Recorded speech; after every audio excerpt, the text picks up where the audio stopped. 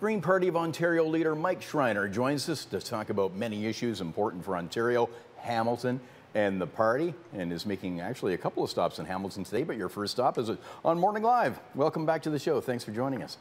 Bob, it's a pleasure to be back on and looking forward to my day in Hamilton.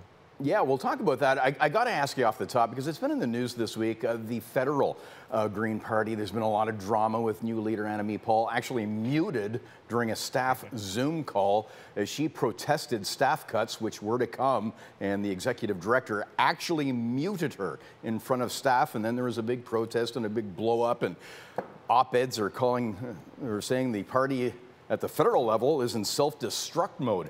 This dysfunction, are there concerns that it distracts from the message, and could it filter down and negatively impact the provincial party? Well, the provincial Green Party is very strong right now.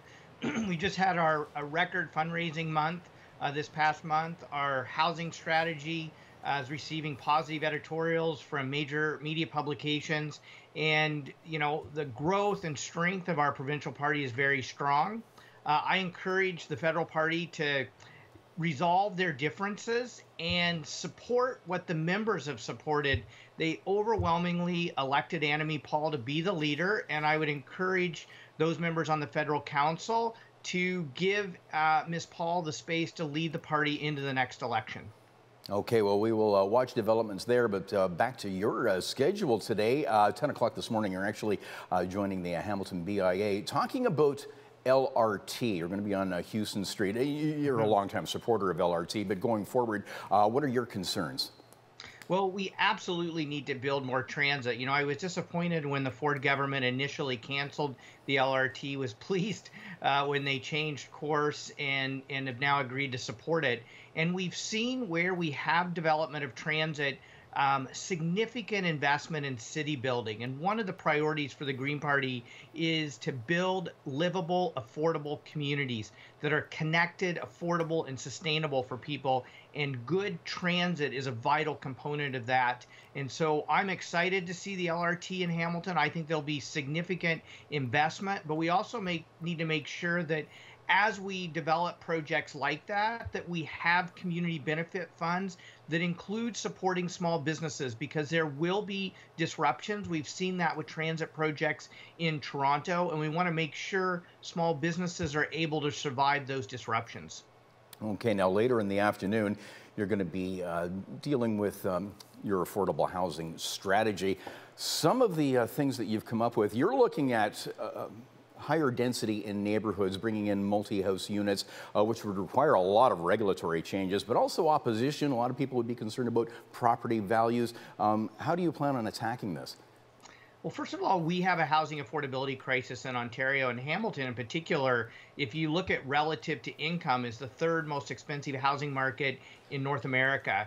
And we've seen this problem growing over the last couple decades, and housing affordability has really reached a breaking point during the pandemic.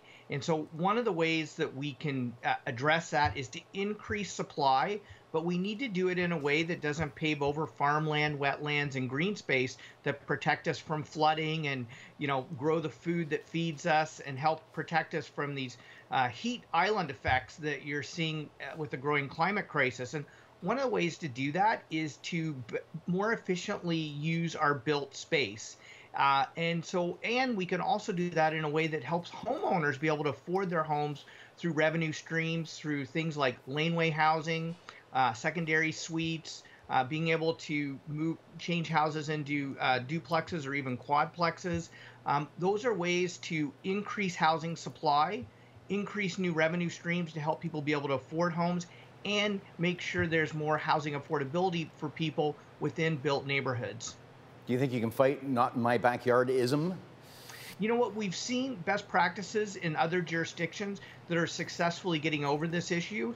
And, it doesn't detract from property values. Actually, by building livable communities that are connected, affordable, and sustainable, where people can walk to the local businesses they want to support, or ride a bike or walk to school, or access the services and amenities they need, those create great communities to live, which actually enhance people's property values. And that's the kind of conversation we need to have so we can start a Yes in My Backyard campaign.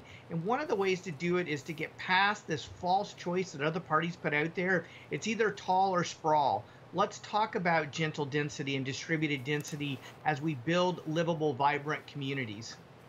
Okay, wish we had more time, but our cameras will be following you today. So again, you've got stops at 10 and 2 o'clock this afternoon, and we'll have more at chch.com. And tonight on the evening news at 6, Green Party of Ontario leader Mike Schreiner, thanks so much for joining us and starting your day with Morning Live.